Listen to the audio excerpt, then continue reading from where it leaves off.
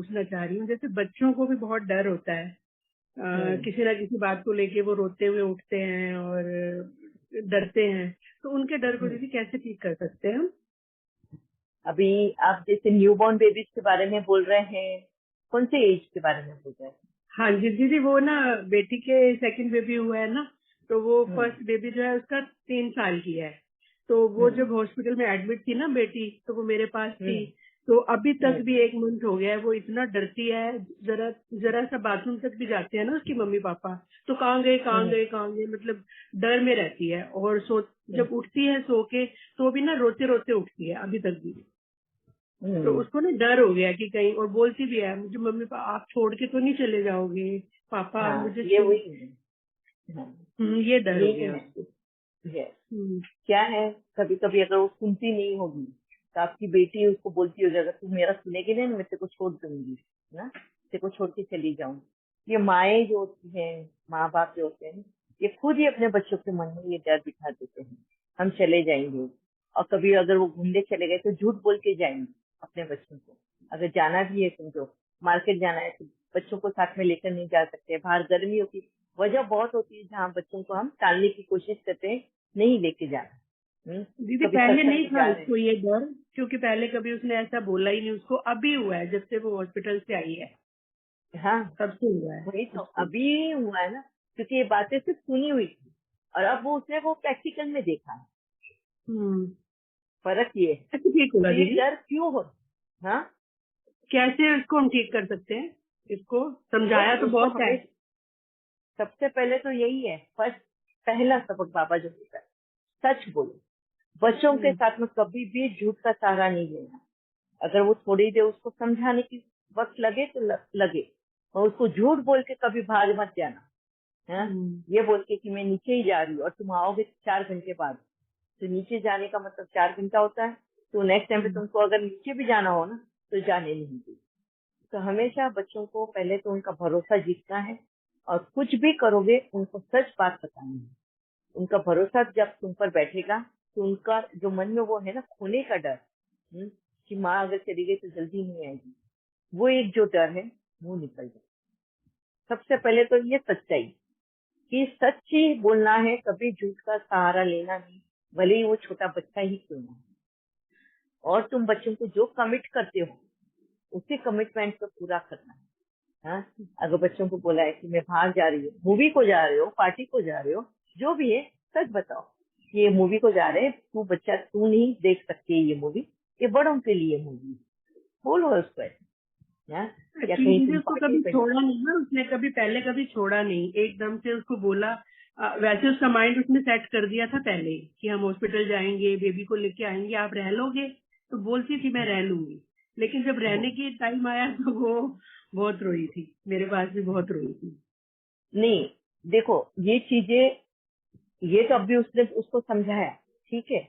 मैं बहुत बार हम काफी बार ना ऐसे बोल भी देते हैं, हमें ध्यान भी नहीं होता कि हमने बच्चों को ये बातें बोली है। हाँ, हम्म। जैसे वो कोई बात के लिए जिद करती हुई, और आपकी बेटी ने बोला तू इतनी जिद्दी है ना, तू मेरा सुनती नहीं है ना, जा, मैं तेरी मम्मी ही नहीं हूँ। हम्म। होता है ये।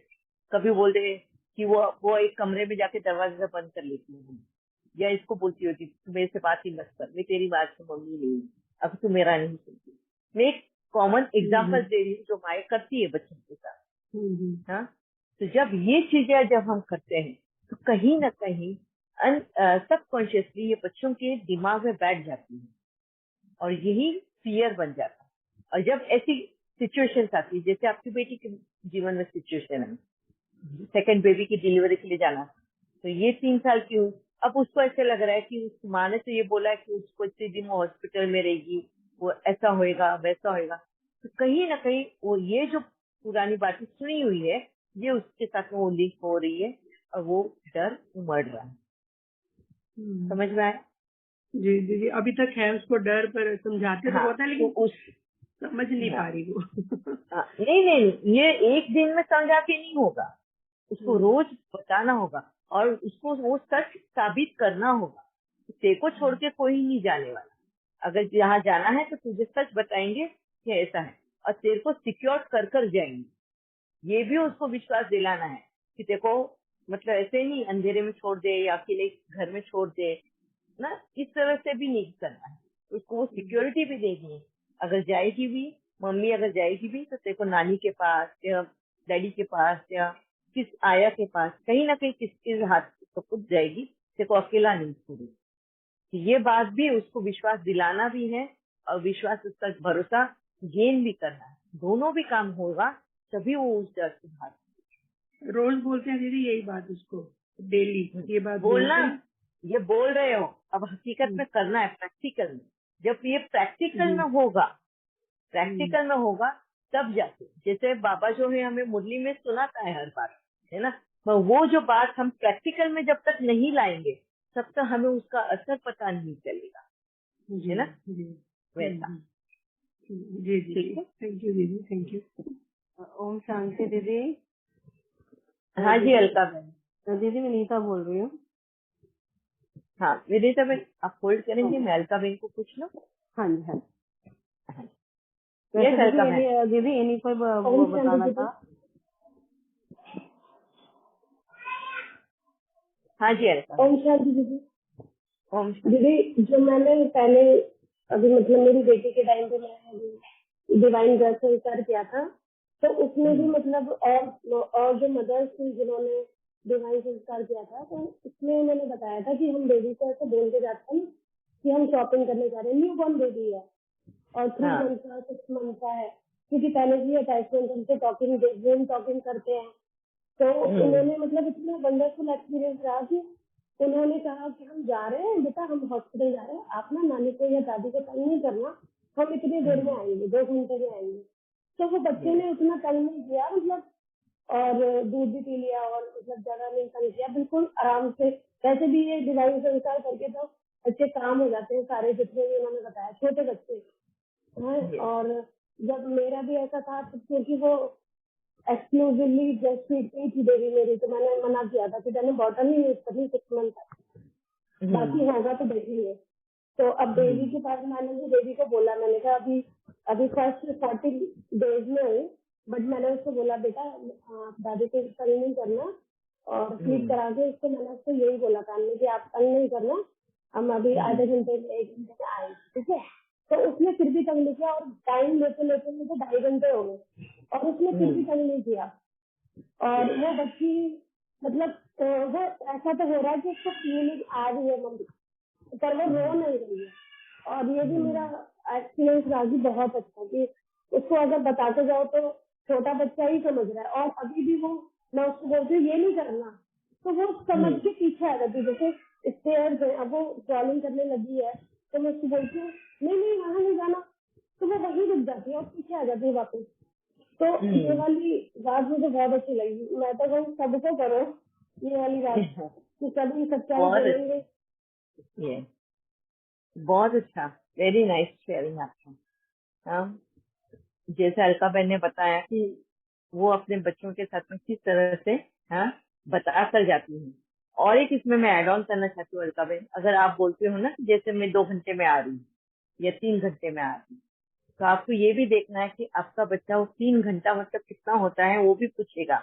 घड़ी में इतना बजे तुम बताओगे कि घड़ी में इतना बजेगा तब मैं आऊंगी, तो वो बार बार घड़ी के टाइम के पास देखेगा, और उस वक्त तक नहीं आए तो आपको कॉल कर कर उसको बताना है कि बेटा अब मेरे को और थोड़ा वक्त लगेगा, तो थोड़ा और टाइम ये कर लेना, एडजस्ट कर लेना है, या उसको बोलना मैं आते वक्त तेरे लिए चॉकलेट लेकर आऊंगा, अभी लेट किया है ना जो कमिट किया है। हाँ जी दीदी, मैं यही सोच रही थी कि मैंने कहा डिवाइन जो ज़हन में था तब तो हो गया, अब आगे बाबा इसको कैसे आगे बढ़ाना है, क्योंकि इसके साथ साथ मैं भी सीख रही हूँ।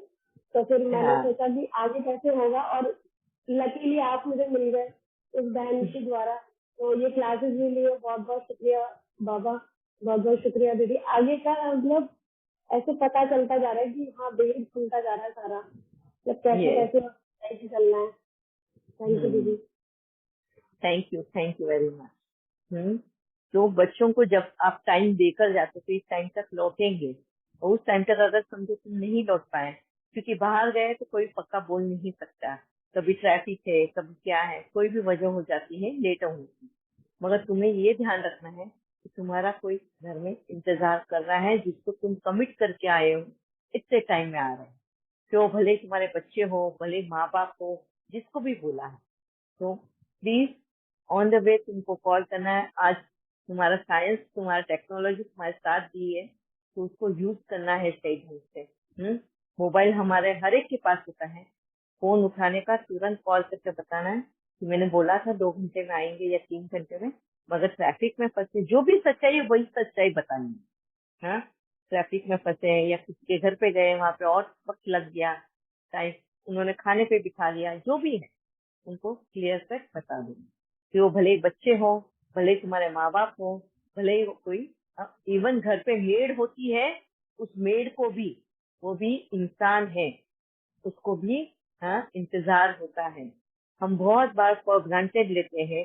घर के जो हमारे हाउस हेल्पर्स होते हैं वो घर में रहते हैं, हम बोलते तो चले जाते हैं और काफी देर तक नहीं आते, पर ये उनके लिए भी एक अनसर्टेनिटी, एक फियर पैदा करता है कि उनके मालिक घर पे आ रहे या नहीं आ रहे। कब तक आ रहे, हम क्यों उनको बहुत बार शक की नजरों की देखते हैं और उनको वो सही वक्त नहीं बताते। क्यों? क्योंकि वो घर में उनको अचानक पकड़ना, ये हमारी मेंटेलिटी है।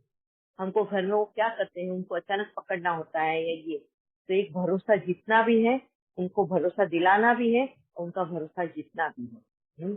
उनको ये भी यकीन दिलाना है कि हमें उनका भरोसा है, तो कुछ भी गलत पीछे से करेंगे नहीं घर में। ये तो हमको ऐसा लगता है कि इनको वक्त टाइम हम पक्का बता कर जाएंगे और फिर वो अपने फ्रेंड को बुला लेंगे, इसको बुला लेंगे। उनको आजादी दो, अपने फ्रेंड को बुलाओ, मगर घर के बाहर नीचे मिलो जा। नीचे तुम जाकर मिल लो अपने फ्रेंड को, अपने परिवार के मेंबर को। जब हम घर पे होते हैं उस वक्त तुम अपने फ्रेंड को, परिवार के मेंबर को बुला लो। हम भी उनको मिल लेंगे, हम भी स्वागत करेंगे उनका। इस तरह से उनको भी उतनी अहमियत दो। उनकी वो जिस तरीके की हमें सर्विसेज दे रहे हैं उसको फॉर ग्रांटेड लेना नहीं। कभी भी अविश्वास, शक की नजरों से नहीं देखो। शक के ऊपर रिलेशन टिकते नहीं है। हर एक रिलेशन उतना ही इम्पोर्टेंट होता है। हर एक आत्मा, हर एक ह्यूमन बीइंग, इवन डॉग्स और कैट्स, अगर तुम्हारे पेट भी घर पे होते हैं ना, तुम कभी भी देखना, उनसे बातें करना, वो तुम्हारी भाषा समझते हैं क्योंकि तुमने उनको सिखाया है अपनी भाषा। अगर तुम उनको बोलते हो कि इतने टाइम में हम आ रहे हैं, देखना वो तुम्हारा विंडो में ध्यान रखेंगे, अभी आई। कोई भी हॉर्न बजता है वो तुरंत देखने आएंगे, डॉग, कैट है, डॉग है, कि हमारे मालिक आ गए, क्या मास्टर आ गया तुम्हारा घर। इस तरह से तो उनको तक, हमारे पेट्स को भी इंतजार होता है। तो बाबा बोलता है ना, कमिटमेंट, कमिटमेंट होता है। इसके ऊपर मैंने अपना एक अनुभव तो पहले भी शेयर किया था। मैं झाड़ों को मेरे बोलकर आई थी मैं कल मिलने आऊंगी, और उस दिन नेक्स्ट डे मैं नहीं जा पाई, तो बाबा ने मुझे शाम के वक्त भेजा था। तो बोली थी ना, कमिट किया था ना झाड़ों को कि तू मिलने जाएगी, तो जा मिलकर आ जा। इस तरह से तो सोचो कि हम जब किसी को कुछ बोलते हैं, कमिट करते हैं, तो सिर्फ हम ह्यूमन बीइंग या अपने बच्चे या अपने माँ बाप की नहीं गिनने चाहिए, वहां पर हर एक लिविंग बीइंग गिना जाता है उस कमिटमेंट। ठीक है? हाँ जी। और किसी के कुछ क्वेश्चन, कोई शेयरिंग करनी है? ओम शांति दीदी। ओम शांति। कौन बोल रहा है? मैं प्रतीक्षा। हाँ, प्रतीक्षा। एक मिनट प्रतीक्षा है, इससे पहले किसी एक ने हाथ ऊपर किया था, वो माइक ऑन कर दिया था, मैं उनको पूछ लो। हाँ वनीता बहन थी। वनीता, हाँ विनीता बहन। हाँ जी दीदी, बस ये कहना था, जिससे सेकंड बेबी होता है ना दीदी, जब वो फर्स्ट बेबी आ जाता है तो इनसिक्योरिटी महसूस होती है, क्योंकि अभी तक तो पहला बच्चा ही एक छोटे छोटे काम उसके मम्मी पापा कर रहे होते हैं। जैसे ही वो सेकंड बेबी आ जाता है तो उसको इनसिक्योरिटी महसूस होती है, क्योंकि हम उसको ये रियलाइज करा देते हैं कि तू बड़ी है और वो छोटी है। कि पहले दिन से ही दीदी इतना उसको अपने घर में देखा ये, कि पहले उस बच्चे की चेहरा देखा कि वो कैसे, अभी तक तो उसके पेरेंट्स छोटे से छोटा काम उसको ब्रश लगा के दे रहे हैं, उसका एक एक काम वो खुद कर रहे हैं। और जैसे ही फर्स्ट बेबी आया, हॉस्पिटल से आया, उसको उसकी सिचुएशन ही बदल गई कि वो बड़ी हो गई कि बेटा तू ब्रश कर ले, तू ये कर ले। अब तो ये समझ ही नहीं आए। और जहाँ तक वो अभी तक वो एक्सेप्ट कर रही थी कि मेरा छोटा बेबी आएगा, मेरा छोटा भाई बहन आएगा, उसको पता था। उसके बावजूद भी दीदी ये सब होता है क्योंकि उसको, और ये नेचुरल होता है कि पेरेंट्स को भी सेकंड बेबी को संभालना है। कहीं ना कहीं वो ये सिचुएशन आ जाती है कि वो फर्स्ट बेबी बड़ा बन जाता है, तो वहाँ पे वो बड़ा बच्चा क्या करता है, वो छोटे बेबी को नुकसान पहुंचाता है किसी ना किसी तरीके से। तो ये भी इनसिक्योरिटी बहुत बड़ी वो हो जाती है, वजह बन जाती है। बस यही है कि दीदी पेरेंट्स बहुत जब समझ जाते हैं तो वही बच्चे इतने दोस्त और फ्रेंडली हो जाते हैं कि वो बहुत ही अच्छी तरह समझ जाते हैं। वो पेरेंट्स के ऊपर ही है दीदी। बस यही बोलना था। बहुत अच्छा आपने पॉइंट किया भी है कि सिबलिंग्स में इनसिक्योरिटी, जो हम फियर के बारे में जो बात कर रहे हैं, ये इनसिक्योरिटी का जन्म जब होता है सिबलिंग्स को लेके, मतलब सिबलिंग्स यानी भाई बहनों के बीच में, जब छोटा दूसरा एक भाई या बहन आने वाली हो तो बड़े वाले का जो एक इनसिक्योरिटी उससे जन्म लेती है कि अभी उसकी माँ का जो है वो शेयर होगा, अभी और एक बेबी आएगा वो उसकी भी मम्मी बनने वाली है। तो कैसे किस तरह से उनके मन से ये फियर, ये डर निकालना है, तो उसकी जगह पे स्नेह का भाव भरना है। नहीं तो ये जो इनसिक्योरिटी है ये कहीं ना कहीं जलन की भावना, बदले की भावना में कन्वर्ट होता है। तो माँ बाप को इन सब बातों का एक बार हम ये इस पे सेशन भी लेंगे। दादियाँ होती है, नानियाँ है, माँ बाप है, इन्होंने उन बच्चों को किस तरह पालना देनी है आने वाले बच्चे के लिए भी। अगर फर्स्ट बेबी है और सेकेंड बेबी एक्सपेक्टेड है, तो फर्स्ट बेबी को किस तरह से मेंटली प्रिपेयर करना है कि कौन आने वाला है और किस तरह उसका स्वागत करना है, किस तरह उसको खुशी से एक्सेप्ट करना है और उसका रोल क्या होगा उसमें, वो सबका हम आगे लेंगे। अगर आप लोग मुझे याद दिला देना कि ये वाला हम एक टॉपिक लेंगे जरूर, एक पूरा सेशन लेंगे इसके ऊपर, ठीक है? हाँ जी, अभी कौन बोल रहा था? प्रतीक्षा बहन। हाँ जी दीदी। हाँ जी दीदी ये पूछना था कि अगर मतलब हमारे साथ कोई ऐसा करे कि कमिट करके और ना टाइम पे आए ना वो करे, मतलब ना अपने कमिटमेंट पूरे करे, तो क्या करना चाहिए? हाँ, तो वो ऐसा ये है कि हमारे साथ अगर ऐसा हुआ है इसका मतलब हम पहले कर आ चुके हैं, इसके लिए आज हमें बैकफायर हुआ। अब हमको संभलना है यहाँ पर। अभी बाबा ने हमें ज्ञान दिया है कि अब तुमको इसको फुल स्टॉप लगाना है, पहले अपने आप को संभालना है, अपने आप को चेंज करना है। उसने अगर कमिटमेंट पूरा नहीं किया तो तुमको अपना कमिटमेंट पूरा करना है। उसने ऐसे किया है तो मैं भी ऐसे करूँ, ऐसा नहीं करना, उसको छोड़ देना। इसके लिए बाबा बोलते हैं ना, विशाल हृदय रखो, मर्सीफुल बनो, उनकी गलतियों को माफ करो। क्यों बाबा बोलते हैं हमको ये वीडियो? क्यों? क्योंकि हमारे अंदर ये बातें आनी चाहिए। जो भी हमारे साथ में हो रहा है वो हमारे कर्मों का बैकफायर है। हम पहले ये कल्चर आए हैं, आज कोई ना कोई निमित्त बन रहा है हमें वो रिटर्न करने को। और ये रिटर्न क्यों हो रहा है? हमारी गलतियों को एहसास दिलाने के लिए। हमने क्या गलतियां की हैं उसका एहसास दिलाने के लिए ये हमारे साथ में होता है। अब हमें इससे सीखना है कैसे अगर हम कमिट करते हैं और पूरा नहीं करते तो क्या असर होता है। हाँ? आज जैसे कोई और कमिट कर रहा है पूरा नहीं करता तो आज मेरे दिल पे क्या बीत रही है, मैं कितने दर्द से गुजर रही हूँ, कितना मैं बेचैनी से उसका इंतजार कर रही है। जो कमिटमेंट किया उसके लिए कर रही थी, तैयारी करते हैं हम अपने आप की और वो पूरा नहीं होता है तो कितना दुख होता है उसके। तो ये हमारे लिए सबक सीखने का वक्त होता है ताकि अब हमें वापस से रिपीट नहीं करना है। ये वक्त हमें फिर से चांस देगा अपनी गलतियों को सुधारने का। और जैसे हमने अपनी गलतियां सुधारी ना, सामने वाला इंसान अपने आप सुधर जाएगा। उसको सुधारने के पीछे हमें नहीं लगना है, हमें अपनी गलतियों को सुधारने के लिए। ठीक है? हाँ जी दीदी, लेकिन ये कंटिन्यूस अगर वो है तो कंटिन्यूस अगर ये प्रोसेस है तो इसमें क्या करना चाहिए हमको? कंटिन्यूअस प्रोसेस है तो आपको यही चेक करना है कि आप क्रिएट कर रहे हो, सेटल कर रहे हो, क्रिएट कर रहे हो, सेटल कर रहे हो। ये कंटिन्यूअसली आ रहा है। अभी जैसे वो बार बार वो कमिट करती है, पूरा नहीं करती है, तो कहीं ना कहीं तुमने भी वही वापस से तुम क्रिएट कर रहे हो उसके साथ। फिर नेक्स्ट टाइम तो ऑफिस से वही होगा, है ना। कि क्रिएट एंड सेटल बार बार हो रहा है, कंटिन्यूअसली हो रहा है, इसका मतलब तुमने अभी तक फुल स्टॉप नहीं डाला है। तो पहले तुमको फुल स्टॉप डालने को सीखना है। और हम सिर्फ एक की तरफ देख रहे हैं। तुम ये देख रहे हो कि मेरी, समझो मैं एग्जांपल दे रही हूँ, आपका बेटा हो या बेटी हो, अगर समझो मैं एग्जांपल दे रही हूँ, मेरे को पता नहीं है आपका जी स्थिति क्या है, जी जी जी जी ठीक है। जी अगर समझो आपका बेटा है या बेटी है, वो आपको बाहर जाती है, वो कमिट करती है कि मम्मी मैं ये टाइम तक आ जाऊंगी, या वो कमिट करती है मैं ये लेकर आ जाऊंगी, और वो अपनी कमिटमेंट फुलफिल नहीं करती है ना। तो ये नहीं कि वो उसने किया है, पर आपको ये सब सब चेकिंग करना है कि सेम ऐसी सिचुएशन किसी और के साथ में आपने की है क्या आपने बाबा को कमिट किया है वो पूरा किया, क्या आपने बाबा के बच्चों को जो कमिट किया है वो पूरा किया।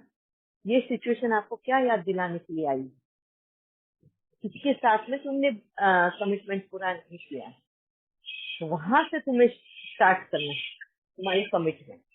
अगर समझो बाबा को तुमने कमिट किया है, बाबा मैं अमृतवेला में मिलूंगी आपको, और तुम अमृतवेला नहीं मिलते, और उसी दिन अगर तुम्हारा ये भरोसा किसी ने तोड़ा है, तो याद करो कि तुमने किसका भरोसा तोड़ा, है ना।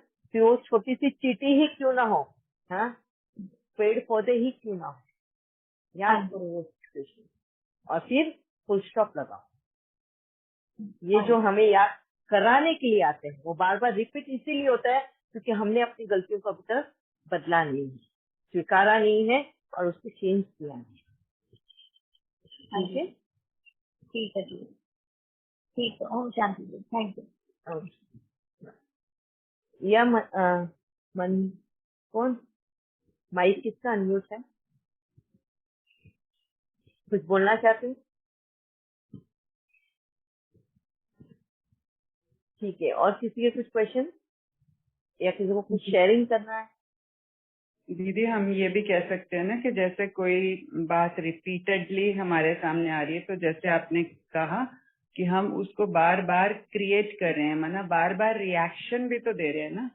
तो Yes. जो हम रिएक्ट कर रहे हैं, तो रिएक्शन के बदले में भी फिर वही बात हमारे सामने आनी है। तो कहीं ना कहीं या तो हम खुद वो गलती कर रहे हैं, या फिर दूसरे की गलती को बहुत ज्यादा हेट कर रहे हैं, नफरत की नजर से देख रहे हैं, तो भी वो बार बार आएगी हमारे सामने। नहीं, वो हेट की नजरों में मतलब हम उसको एक्सेप्ट नहीं करें कि वो मेरे Yes. साथ में ऐसे क्यों कर रही है। That's क्योंकि what. तुम उस रिलेशन में उसके साथ में तुम वफादार हो, तुम अपना कमिटमेंट उस आत्मा के साथ में फुलफिल कर रहे हो, मगर Correct. किसी और के साथ में तुम कंप्लीट नहीं कर रहे हो। तो वो जब तुम्हारे दिखा रही है वो कमिटमेंट फुलफिल नहीं कर रही है, इसका मतलब तुमको ये चेक करना है कि तुम किसी और के साथ में कमिटमेंट फुलफिल नहीं कर रहे हो। तो वो Yes. सिर्फ तुम्हें आईना दिखा रही है और कुछ भी नहीं। यस, तो हमको सेल्फ चेकिंग भी करनी है, रिएक्शन भी तो स्टॉप करना है, क्योंकि if we Yes. keep सामने, reacting, हाँ, yes. मतलब सामने वाली आत्मा की गलतियों को, या उसने कमिटमेंट पूरा नहीं किया, या उसने वादा किया और वो नहीं आई, या जो भी कुछ है वो ध्यान में ना रखते हुए आत्मदर्शन पर कि मैंने ऐसा किसके साथ किया, कि मैंने किसको धोखा दिया, या मैंने किसको वादा करके फुलफिल नहीं किया है, ये चेक करना है, ना कि सामने वाले ने क्या किया उसके ऊपर मंथन करना है। ठीक है, यस दीदी, ये वही बात हो गई ना कि मैं इनोसेंट हूँ और वो कल्प्रेट है। हाँ, victim and culprit. Yes. Innocent और कल्प्रेट की तो बात नहीं है, लेकिन ऐसा जहाँ तक है हमें तो नहीं याद आता कि हमने कभी किसी से मतलब वादा करके और पूरा ना किया हो। हाँ, नहीं मैंने तो एग्जांपल दिया प्रतीक्षा में, जी मेरे को नहीं मालूम। हाँ जी मैं आपको यही बोला ना कि हम, मैंने बोला सिंपल, हम पौधों को, उनको भी अगर कमिट करते हैं तो वो भी पूरा करना। हम ये तो सारी सब चीजों को नजरअंदाज कर देते हैं। कभी हम अपने शरीर के साथ में भी कमिटमेंट करते हैं, हाँ, कभी अपने आप के साथ में भी कमिटमेंट करते हैं। हम कभी अपने आप के साथ में भी हम नजर दौड़ाते हैं कि मैंने अपने आप के साथ में क्या कमिटमेंट किया था। जैसे फॉर एग्जाम्पल कि आज मैंने अपने आप के साथ में ये कमिट किया था कि मैं आज ओवर ईटिंग नहीं करूंगी, या आज मैं मीठा नहीं खाऊंगी, आज मैं ये नहीं करूंगी, ये मेरा कमिटमेंट रहा अपने आप के साथ। तो क्या मैंने वो कमिटमेंट पूरा किया? कोई लेकर आ गया गुलाब जामुन, और मैंने खा लिया। हाँ, ऐसे वक्त में तुम्हारी परीक्षा होती है। तो तुमने तो खा लिया ना, तो तुमने अपने आप के साथ में भी तो वादा नहीं निभाया ना। ये कमिटमेंट जो होता है ना, बहुत सूक्ष्म चेकिंग होती है। हाँ, क्या बाबा के साथ में किए हुए कमिटमेंट पूरे हो गए जो तुमने किया, बोला है बाबा को? कहीं ऐसे तो नहीं कि बाबा को तो बच्चा बना लिया, बाबा तू मेरा बच्चा है, बाबा तू मेरा बच्चा है, और वो रिलेशन मेंटेन नहीं किया, तो वो बच्चा शायद तुम्हारा, वो तुम्हें याद दिलाने के लिए कि तुमने क्या हुआ, तुम्हारा कमिटमेंट पूरा किया है बाबा के साथ का, तुम्हें उसी रूप में वो आ रहा है। प्रतीक्षा बहन सॉरी, मैं जज नहीं कर रही हूँ आपको, आपकी क्या स्थिति है मैं ये नहीं बता रही हूँ, मैं एक एग्जाम्पल दे के बता रही हूँ कि आपको किस तरह की सेल्फ चेकिंग करनी है, आत्मदर्शन करना है। हम बहुत बार ये सारी चीजों को इग्नोर कर देते हैं, हम सिर्फ मोटे रूप में देखते हैं, या उसी के साथ में देखते हैं कि इसने मेरे को गाली दी है तो मैंने इसको कब गाली दी। ऐसा नहीं होता।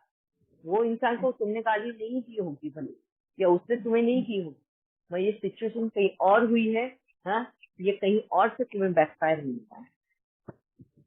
ठीक है जी दीदी, थैंक यू दीदी, थैंक यू दीदी, थैंक यू। ठीक है, और किसी को कुछ पूछना है?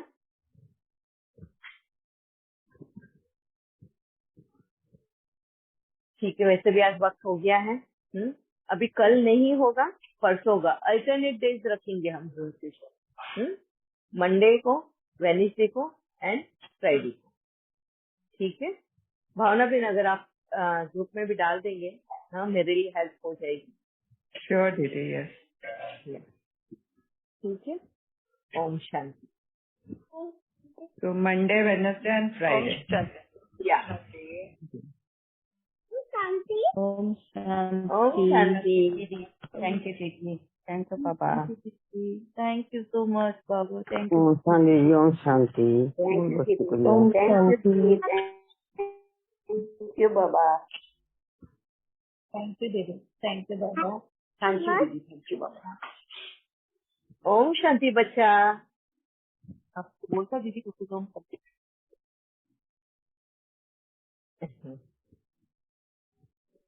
ओम शांति दीदी, ओम शांति बाबा, शुक्रिया।